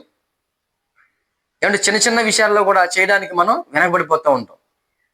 ఏముందిలే, ఎప్పుడో వస్తాడులే, రేపు చేద్దాంలే, ఎల్లుండి చేద్దాంలే, తర్వాత మార్చుకుందాంలే, ఇంకా టైం ఉందిలే అన్న ధైర్యం అనేది దుష్టుడు మనకి ఏం చేస్తూ ఉంటాడు? నూరు పోస్తూనే ఉంటాడు. ఎందుకంటే మనం దుష్ట ప్రేరేపణలో ఉన్నాం కాబట్టి. దేవుడి ప్రేరేపణలో ఉన్నవాడు ఏం చేస్తాడంటే, ప్రతిరోజు ఇదే నాకు చివరి రోజు అన్నట్టుగా ప్రతి దినము నేడు అనే సమయము మన జీవితాలలోకి వస్తుందంటే ఈ రోజే నా చివరి దినమేమోనని ఆలోచించుకుని మన వారి హృదయాలలో ఈ దినమే నన్ను నేను మార్చుకోవాలి. ఒకవేళ రేపే క్రీస్తు రాకడ ఒకవేళ వస్తే జరిగితే నా పరిస్థితి ఏంటనన్న ఆ సమయస్ఫూర్తి, ఆ మెలకు కలిగిన ఆలోచనలు ఎవరికి వస్తాయి అంటే, దేవుని ప్రేరేపణలో వాక్యాన్ని నమ్మి, వాక్యాన్ని విశ్వసించి, ఏమంటే వాక్యాన్ని గైకోనాలన్న మనసు కలిగి, ఆ సదాకాలం మనం పొందబోయే ఆ పరలోకం ఎంత గొప్పదో ఆ వాక్యాలు మనకు బోధిస్తున్నప్పుడు ఆ వాక్యాలను మనం నమ్మి, యేసుక్రీస్తు భూమి మీదకి వచ్చారని, మన కోసం ఆయన మరణించాడని, ఆ సిలువలో తిరిగి లేచి పరలోకం వెళ్ళిపోయాడని రాయబడిన ఈ మాటలు మనం నిజంగా విశ్వసిస్తే మనల్ని మనం మార్చుకోవడానికి ప్రతి దినం కూడా అంటే ఎంత సిద్ధపడి ఉంటాం చెప్పండి. కానీ మనలో ఇంకా అవిధేయత, మనలో ఇంకా అవివేకం, మనం దేవుని మాటకి లోబడిన ఇంకా ఆ మొండితనం మన మన జీవితాలలో ఇంకనూ కనబడుతూ ఉంటున్నాయి అంటే అంటే మనకి దేవుని మాటలు అర్థమైనయా, మనం దేవుని మాటలు విశ్వసించామా? ఈరోజు మనల్ని మనం పరిశీలన చేసుకుందాం. మనం పరిశీలన ఇదే 31వ అధ్యాయం 23వ వచనంలో కూడా చూడండి. 23 దేవుని మహత్యం ఎదుట నేను నిలవజాలననియు ఆయన నన్ను నిర్మూలము చేయననియు భీతి పుట్టెను. ఆ మధ్యలో ఉన్న వచనాలన్నీ చదువుకుంటానంటే తల్లిదండ్రులు లేని వారికి 17వ వచనం, తల్లిదండ్రులు లేని వారికి నా అన్నంలో కొంచెమైనను తిననీయక నేను ఒంటరిగా భోజనం చేసిన ఎడలా. ఇంకా ఏమంటే 9వ వచనం నుండి నేను హృదయమున పరస్త్రీని మోహించిన ఎడలా, అంటే ఒక పక్క తనను తాను కాపాడుకుంటూ ఎందుకు ఇదంతా కూడా చేస్తున్నాడంటే 23వ వచనంలో దేవుని మహత్యం ఎదుట నేను నిలవజాలననియు ఆయన నన్ను నిర్మూలము చేయుననియు భీతి పుట్టెను. ఆ భయం ఉండాలి మనకు కూడా. ఆయన లెక్క అడుగుతాడు. ఆయన ఒక రోజు నన్ను పరిశీలనగా ఆయన లెక్క అడుగుతాడు. కాబట్టి ఆ దినాన నేను ఆయన మహత్యం మీద నిలబడాలంటే ఏమన్నా నేను చేయాల్సినవి నాకు ఇచ్చిన దాంట్లో నేను చేస్తూ ముందుకు వెళ్ళాలి. ఆ భయం అనేది మనకు ఉండాల. లేకపోతే దేవుని దృష్టికి ఇష్టమైన వారంగా మనం ఇంకా 37వ వచనంలో కూడా చూడండి. నా అడుగుల లెక్క ఆయనకు తెలియజేసేదను, రాజు వలె నేను ఆయన యొద్దకు వెళ్ళేదను. దేవుడు ఎంత క్లారిటీతో ఉన్నాడో మనం లెక్క అడగడానికి, మనం కూడా ఆయన ఎదుట లెక్క చెప్పడానికి, మన అడుగు జాడలను లెక్క చెప్పడానికి మనము కూడా అంత క్లారిటీతో అంత సిద్ధపాటుతో మనం ఉండాలని ఈ మాట మనకి గుర్తు చేస్తా ఉంది. మళ్ళీ చదవండి అన్నమాట. నా అడుగుల లెక్క ఆయనకు తెలియజేసేదను, రాజు వలె నేను ఆయన యొద్దకు వెళ్ళేదను. ఆయన అడక్క ముందే సమాధానం చెప్పాలి మనం అన్నట్టుగా లేదా ఈ మాట? అసలు నీ అడుగులు ఎక్కడికి వెళ్ళినాయి, నీ జీవిత కాలంలో నీకు ఇచ్చిన ఆయుష్ కాలంలో నువ్వు చేసిన పనులేంటి అనేది దేవుడు అడుగుతాడని ముందుగా ఎరిగి ముందుగానే ప్రిపేర్ అయిపోయి ఆ విధంగా ఆయన అడగక ముందే ఇదిగో నాయన నేను ఇది చేశాను, అది చేశాను, నువ్వు అనుకున్నట్టే నేను చేశాను అనని ముందుగానే సిద్ధపడి అలర్ట్ గా ఉండాలని యోబు గారి ద్వారా మనకు అర్థమవుతుంది. అప్పుడు రాజు వలె నేను ఆయన యొద్దకు వెళ్ళేదను. ఒక పిరికోడిగా, ఒక దాసుడుగా భయాన్నంతా లోపల పెట్టుకుని ఆయన వస్తే నేను ఎలా ఆయన ఎదుర్కోవాలి, ఆయన చేరుకోలేనేమో, ఒకవేళ ఆయన అంగీకరించడేమో, ఈ క్లారిటీ లేకుండా దినదినము దేవునికి భయపడాలని వాక్యం సెలవిస్తుంటే మూర్ఖులైపోయి వాక్యానికి విలువ ఇవ్వకుండా దేవుడు చూడలే, దేవుడు తెలుసుకోలే, ఆయన నేను చేసే పనులకు మరుగుగా ఉంటాయి అని దేవుడి శక్తి సామర్థ్యాలను తక్కువ చేసి మాట్లాడుతూ ఆలోచించుకుంటూ బ్రతికే మనుషులమైన మనం ఎక్కడ భక్తులుగా పిలువబడుతున్న యోబు గారి లాంటి జీవితాలు మనకేమని నేర్పిస్తున్నాయి అంటే, ఇదిగో నా అడుగుల లెక్క ఆయనకు నేను తెలియజేస్తాను, రాజు వలె నేను ఆయన వద్దకు వెళ్ళిపోతాను. నిజమే, యోబు గారు ఏమంటే ఏ తప్పు చేయకపోయినా సరే, ఏ పాపం ఆయన లేకపోయినా సరే ఆయన ఎంతగానో శోధింపబడ్డాడు. ఆయన శరీరం చావు అంచుల దగ్గరకు వెళ్ళిపోయింది ఆయన జీవితం, అయినా సరే ఆయన సహించుకోగలిగాడు. ఆయనకి తెలుసు ఆయన నడిచిన విధానం ఏంటో. అవునా, మన మనస్సాక్షికి కూడా మనకు తెలుసుగా మనం ఎలా బతుకుతున్నాం, ఎలా బతికాం గతించిన దినాల్లో. అంటే మన మనస్సాక్షికి తెలుసు, కానీ మనం ఏం చేస్తూ ఉంటాం, మన మనస్సాక్షిని చంపేసుకుని బతుకుతూ ఉంటాం. ఆయన భక్తులు అలా చేయకుండా ఆ మనస్సాక్షుల్లో మంచి మనస్సాక్షి కలిగినటువంటి వారిగా, ఏమంటే పవిత్రమైన మనస్సాక్షి కలిగినటువంటి వారిగా వారు బ్రతుకుతూ ఎప్పటికప్పుడు వారిలో ఉన్నటువంటి కల్మషాన్ని తీసివేసుకుంటూ వాక్యాన్ని బట్టి, దైవ చిత్తాన్ని బట్టి దేవునికి భయపడుతూ దేవుని ఇష్టానుసారంగా మాత్రమే నేను బ్రతకాలన్న ఆలోచన వాళ్ళు అర్థం చేసుకుంటూ ఆ విధంగా వాళ్ళు ప్రయాణాన్ని కొనసాగించారు. ఇంకా హెబ్రీయులకు రాసిన పత్రిక 4వ అధ్యాయం 13వ వచనం కూడా మనం చూడగలిగితే, హెబ్రీయులకు రాసినటువంటి పత్రిక 4వ అధ్యాయము 13వ వచనం కూడా చదవండి. 4:13 మరియు ఆయన దృష్టికి కనబడని సృష్టము ఏదియూ లేదు, మనం ఎవనికి లెక్క ఒప్ప చెప్పవలసి ఉన్నదో ఆ దేవుని కన్నులకు సమస్తమును మరుగులేక తేటగా ఉన్నది. అంటే దేవుని దృష్టికి కనబడని సృష్టిలో ఏ మూలన ఏది దాగి ఉన్నదో, ఎంత చీకటిలో ఉన్నప్పటి సైతం కూడా ప్రతి దాన్ని కూడా ఆయన వెలుగులోనికి తీసుకుని వచ్చి ఆయన విమర్శ చేస్తాడు. కాబట్టి ఆయన దృష్టిలో సృష్టిలో కనబడని సృష్టమంటూ ఏదీ లేదు. మనం ఎవరికి లెక్క అప్పచెప్పాలో ఆ దేవునికి సమస్తమును ఆయన కన్నులకు మరుగు లేక తేటగా ఉన్నది. ఆయన దృష్టికి ఏది మరుగు చేయబడ్డనే అవకాశమే లేదు. ఆయనకి మనం లెక్క అప్పచెప్పవలసిన వారంగా ఉన్నాం. ఆయన లెక్క అడుగుతాడు, మనం సిద్ధపడి ఉండాలి. యోబు గారి వలె ముందుగానే ఆయన నువ్వు ఇది చేయమన్నావు, నేను ఇది చేశాను అని మన అడుగుల జాడలను, మనం వేసిన ప్రతి అడుగు, చేసిన ప్రతి పని ఆయన అడుగుతాడని మనం గమనించుకుని ముందుగానే సిద్ధపడి రాజు వలె ఆయన దగ్గరికి వెళ్ళడానికి మనం సిద్ధపడాలంటే ఆయన లెక్క అడుగుతాడన్న భయం అనేది మనలో ఎప్పటికీ కూడా మర్చిపోలేని ఒక ముద్రగా వేసుకుంటే ఆ భయాన్ని బట్టి మనం పరిశుద్ధమైనటువంటి మార్గంలో నడవడానికి అవకాశం ఉంటుంది. ఇక కీర్తన గ్రంథం 139వ కీర్తన చూడండి. కీర్తన గ్రంథము 139వ కీర్తన మొదటి వచనం నుండి మనం చదువుకుందాం. మొదటి వచనం నుండి చివరగా ఈ మాటను మనం వివరించుకుని ఈ మాటలు మనం ముగించుకుందాం. 139వ కీర్తన మొదటి వచనం నుండి. యెహోవా, నీవు నన్ను పరిశోధించి తెలుసుకుని ఉన్నావు. నేను కూర్చునుట, నేను లేచుట నీకు తెలియను. నేను భక్తుడైన దావీదు గారు అంటున్నారు, నీవు నన్ను పరిశోధించి తెలుసుకుని ఉన్నావు. నేను కూర్చుండడం, నేను లేవడం అంతా నీకు తెలుసు. నాకు తలంపు పుట్టక మునిపే నీవు నా మనస్సు గ్రహించుచున్నావు. నేను ఏం ఆలోచిస్తాను, ఏం ఆలోచించాలని ఎప్పుడైతే నా ఆలోచనలకు పదులు పెట్టానో వెంటనే నీవు నా తలంపులను గ్రహించుచున్నావు. ఇప్పుడు ఏం ఆలోచించబోతున్నాడు దావీదు గారు? ఇప్పుడు ఏమి చేయాలనుకుంటున్నాడు దావీదు? అసలు దావీదు తన జీవిత కాలంలో ఈ వస్తున్నటువంటి ఈ వస్తువులు కావచ్చు, విజయాలు కావచ్చు, ఆ ధనం కావచ్చు, ఆ పేరు ప్రఖ్యాతలు కావచ్చు, ఇవి దేనిని బట్టి వచ్చినవన్న ఆలోచన ఇతరులలోనికి వస్తున్నాయి. ఏ ఆలోచన ఇతరులలో ఉంది అనని, ఇది ఫలానా దాని గురించి అనని దావీదు గారికి వచ్చిన వెంటనే దేవుడు తన మనస్సును ఏం చేస్తున్నాడంట? గ్రహించుచున్నాడు. 3వ వచనం, నా నడకను నా పడకను నీవు పరిశీలన చేసి ఉన్నావు. నా చర్యలన్నిటిని నీవు బాగుగా తెలుసుకుని ఉన్నావు.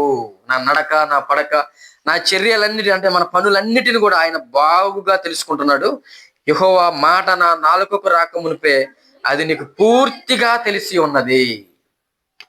మన మాటలో నాలుగు దాకా రాకముందే హృదయంలో ఆలోచించుకుంటాం, ఏం మాట్లాడాలని. నాలుగుతో మాట్లాడడానికి ప్రారంభించక ముందే దేవునికి అది పూర్తిగా తెలిసి ఉన్నది. పూర్తిగా తెలిసి ఉన్నది. వెనుకను ముందును నీవు నన్ను ఆవరించి ఉన్నావు. నీ చెయ్యి నా మీద ఉంచి ఉన్నావు. ఇట్టి తెలివి నాకు మించినది, అది అగోచరము, అది నాకు అందదు.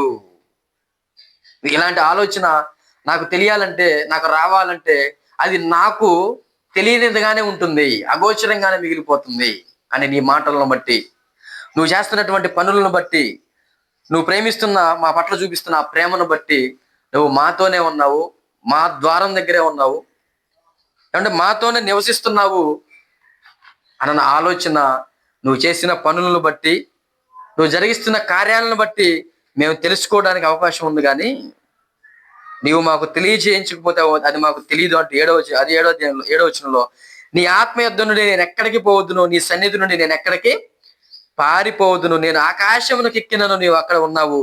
నేను పాతాళమందు పండుకొని నన్ను, నీవు అక్కడను ఉన్నావు. ఆయన నుంచి తప్పించుకునే ఛాన్సే లేదంటున్నాడు అనమాట ఒక మాటలో. నేను వేకువ రెక్కలు కట్టుకుని సముద్ర దిగంతములలో నివసించినను, అక్కడను నీ చేయి నన్ను నడిపించును, నీ కుడి చేయి నన్ను పట్టుకొనును. ఏమంటే మనం ఆయనకి తెలియకుండా బ్రతకడానికి అవకాశం లేదు. ఆయన అంతా తెలుసుకోగలుగుతాడు. ఒకవేళ మనం కష్టాల్లో ఉంటే, ఇబ్బందుల్లో ఉంటే, సహాయం కోసం ఎదురు చూసే వారంగా ఉంటే, ఒకవేళ మనం ఎక్కడికో సముద్ర దిగంతంలోనికి ఎలా వెళ్లాల్సి వచ్చినా సరే, అక్కడికైనా సరే ఆయన చెయ్యి మనలను నడిపించుద్ది, ఆయన చెయ్యి మనలను పట్టుకునిద్ది అని ఆయన అనుభవాల్లో నుంచి మనకు నేర్పిస్తున్నాడు. కష్టాల్లో దేవుడు, నువ్వు ఎంత దూర పరిస్థితుల మధ్య ఉన్నా, ఎంతగా మనుషులకు దూరంగా నువ్వు బ్రతుకుతున్నా, ఎంత కష్టస్థితిలో మనం ఉన్నా సరే, ఆయన చెయ్యి మనల్ని విడిచిపెట్టదు, మనల్ని పట్టుకునిద్ది ఆయన కుడి చెయ్యి. ఆయన చెయ్యి మనల్ని నడిపించింది. 11 అంధకారము నన్ను మరుగు చేయను, నాకు కలుగు వెలుగు రాత్రి వలె ఉండునని నేను అనుకుని ఎడల చీకటి అయినను నీకు చీకటి కాకపోవును. ఏమండి, అంధకారము నన్ను ఒకవేళ మరుగు చేసిద్ది, నాకు కలుగు వెలుగు రాత్రి వలె ఉంటుంది అని నేను ఒకవేళ అనుకుంటే చీకటి కూడా నీకు చీకటి కాకపోవును. ఎందుకంటే దేవుడు కాబట్టి. మాకు చీకటి, నీకు చీకటి అంటే చీకటిలో జరిగించే కార్యాలలో మనుషులు తెలుసుకోకుండా ఉండాలని మేము ప్రయాసపడతాం, ఆలోచన కలిగి ఉంటాం, చీకట్లో జరిగిస్తూ ఉంటాం. ఏమంటే ఈరోజు జరిగే అన్యాయాలు, అక్రమాలు ఇవన్నీ కూడా అందరూ తెలిసేటట్టు చేస్తారా? కొంతమంది లంచాలు తీసుకుంటా ఉంటారు. అందరికి ముందు వచ్చి నేను లంచం తీసుకుంటానని ఎవరో కూడా తీసుకోరు. ఎక్కడో అందుకే బల్ల కింద చేయబెట్టాడు అని అంటారు చూసారా? అంటే ఎవరికి తెలియకుండా రహస్యమైనటువంటి ప్రదేశాలలో, అంటే గుట్టుగా అవన్నీ కూడా జరుగుతూ ఉంది. కానీ దేవుడికి మాత్రం చీకటి ఏనను నీకు చీకటి కాకపోవడం, రాత్రి పగల వలె నీకు వెలుగుగా ఉండును. రాత్రి కూడా పగలు మాకు ఎలాగైతే ఉంటుందో అలాగే నీకు రాత్రి వెలుగుగా ఉంటుంది. చీకటియు వెలుగును నీకు ఏకరీతిగా ఉన్నాయి. ఏకరీతిగా ఉన్నాయి, రెండు ఒకటే. ఆయనకి చీకటైనా వెలుతురైనా ఆ రెండు ఒకటే. మనుషులుగా మనకి వెలిగివ్వడానికి, మనం నిద్రపోవడానికి, మనం రెస్ట్ తీసుకోవడానికి దేవుడు రాత్రిని కలగజేయడానికి, రాత్రిళ్ళు పగలు ఏర్పరచడానికి చంద్రుని నక్షత్రాలను చేశాడు. కానీ ఆయనకి అవసరంలే.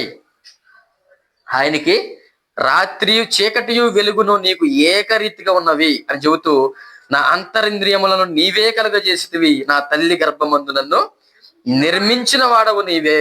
తల్లి గర్భంలో ఆ చీకటిగా ఎవరికి తెలియలేనటువంటి ఆ రహస్యంగా ఉన్నటువంటి ఆ గర్భంలో దేవుడిగా నువ్వు ఉన్నావు కనుక, సర్వశక్తి మంతుడు గనుక, చీకటి వెలుతురు రెండు ఒకటే గనుక నీకు సమమే గనుక ఆ తల్లి గర్భంలో అంతరింద్రియములు నువ్వు కలగజేసావు.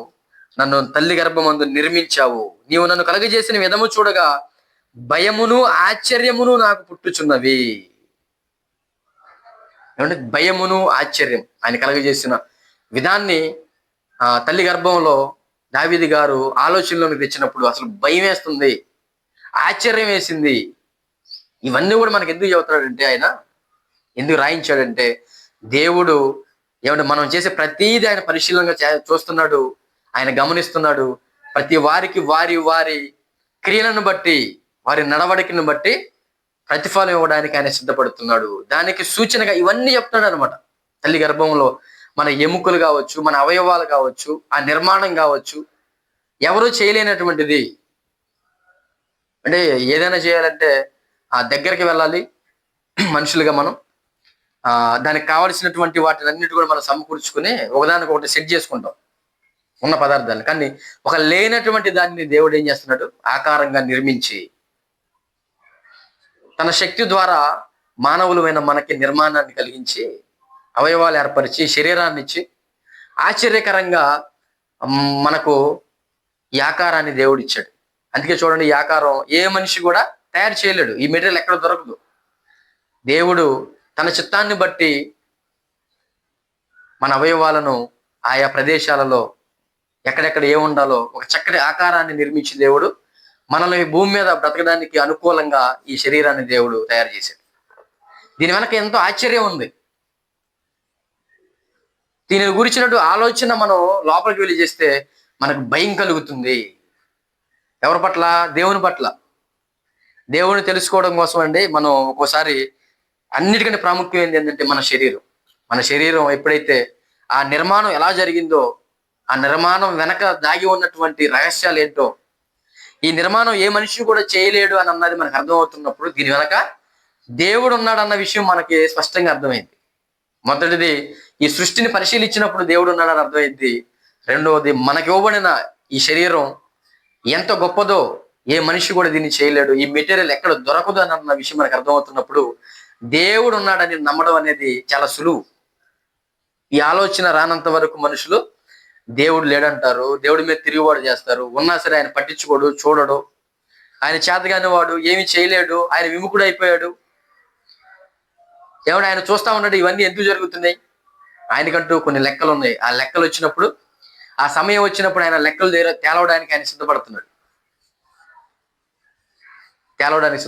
కనుక మనకు ఇవ్వబడిన జీవిత కాలంలో దేవుడు ఉన్నాడని, ఆయన చాలా గొప్పవాడని, ఆయన సమస్తమును పరిశీలించి చూస్తున్నాడని, మనల్ని ప్రేమించి ఆయన చేసిన ఈ ప్రకృతి చాలా గొప్పదని, ఈ ప్రకృతి ఏ స్థానాలలో ఎక్కడెక్కడ ఉంటే మన క్షేమమో ఆయా ప్రదేశాల్లో వాటిని ఉంచాడని, ఏమండి వాటన్నిటినీ ఒక క్రమమైన పద్ధతిలో దేవుడు నడిపిస్తున్నాడని దేవుడు కొన్ని మాటల ద్వారా మనకు నేర్పించాడు. ఈరోజు దానిని ముందు పెట్టి మనకి ఏమని నేర్పిస్తున్నాడంటే, ఇదిగో మనము కూడా దేవుని క్రమాన్ని అనుసరించి దేవుని వైపు మన హృదయాలను ఎత్తుకుని, మన కన్నులను ఆయన ఎదుట ఎత్తుకుని ఆయనను చూస్తూ, ఏమండి ఆయన వాక్యానుసారంగా మనం బ్రతకాలని వాక్యాలు మనకి తెలియబరుస్తూ ఉంటుంది. కాబట్టి ఆయన దృష్టి కనబడని సృష్టిలో సృష్టం అంటూ ఏదీ లేదు. పాతాళం, అగాధ కోపం ఆయన కనబడుతున్నాయి. మన హృదయాలలో మనం ఆలోచించే ఆలోచన, మనం చేసే క్రియలు దేవుడికి కనబడవు అనుకోవడం మన యొక్క అవివేకమే అవుతుంది. కాబట్టి సమాజం, ఈ లోకం మరి అజ్ఞానంలో బ్రతుకుతుంది. అజ్ఞానమైన ఆలోచనలు మనలోనికి రానివ్వకుండా దేవుని వాక్యాన్ని విశ్వసించి వాక్యానుసారంగా మనం బ్రతకాలని దేవుడు కోరుకుంటున్నాడు. ఎవరో జరిగించిన కార్యాలను బట్టి వారికి ప్రతిఫలం ఇవ్వడానికి క్రీస్తు న్యాయపీఠం ఎదుట మనలను ఒకరోజు దేవుడు సమకూరుస్తాడు. ఆయన లెక్క అడుగుతాడు. మనం అందరం కూడా లెక్క చెప్పవలసిన వారమై ఉన్నామని జ్ఞాపకం చేస్తూ మరి ఈ మాటలు నేను ముగిస్తూ ఉన్నాను. చిన్న ప్రార్థన చేసుకున్నాను. పరిశుద్ధుడైన తండ్రి, మీకు వందనములు, స్తోత్రాలను అయినా మీ కృపా కనికరాలను బట్టి ఇప్పటి వరకు మీరు మాతో ఉండి మా తండ్రిగా మీ ఆత్మశక్తి ద్వారా తండ్రి మీరు మాకు సిద్ధపరిచిన ఈ మాటలను ఈ దినం మాకు వినిపించారు. వినబడిన మీ మాటలు మా హృదయాల్లో నిలుపుకుని వాక్యాలను అనుసరించి బ్రతకగలిగే తండ్రి హృదయాన్ని మా అందరికి అనుగ్రహించమని, నీరు కట్టి ఫలింపు చేయమని మీ వాక్యాన్ని ప్రార్థన చేస్తూ ఇంకా జరగని కార్యక్రమాన్ని మీ దయగల హస్తాలకు అప్పచెప్పుకుంటూ మా ప్రభువును రక్షకుడైన యేసుక్రీస్తు వారి పరిశుద్ధమైన నామమున ఈ ప్రార్థన అడిగి వేడుకొంచున్నాం తండ్రి. ఆమేన్.